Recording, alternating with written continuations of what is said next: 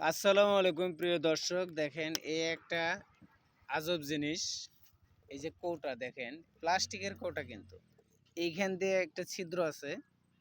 এখানে কিন্তু মাছ, এখানে শুধুমাত্র চিংড়ি মাছগুলোই আটকায়, অন্য কোনো মাছ তেমন একটা ঢোকে না। চিংড়ি মাছ এখানে শুটকি অথবা শামুক যদি দিয়ে রাখা হয় তাহলে ওইগুলো খাওয়ার জন্য চিংড়ি মাছ এখানে ঢোকে। কি সুন্দর একটা দেখেন আধুনিক যুগের একটা টেকনিক। বৈজ্ঞানিক যুগ তো, বিভিন্ন সিস্টেমে এগুলো বানানো হয়। দেখেন আমি এই প্রথম দেখলাম, আমাদের এলাকায় আগে এগুলো ছিল না। অল্প কিছুদিন যাবত কিছু পরিচিত আমার চাচা ভাইয়েরা নিয়ে আসছে, আমি দেখি। কিন্তু এইভাবে ভালোভাবে কখনো দেখি না, আজকে দেখলাম।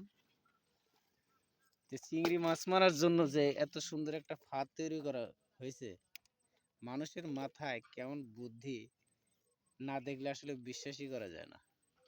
ভিডিওটি আপনাদের কাছে কেমন লাগলো একটু জানিয়ে দিবেন কমেন্টের মাধ্যমে, আশায় রইলাম।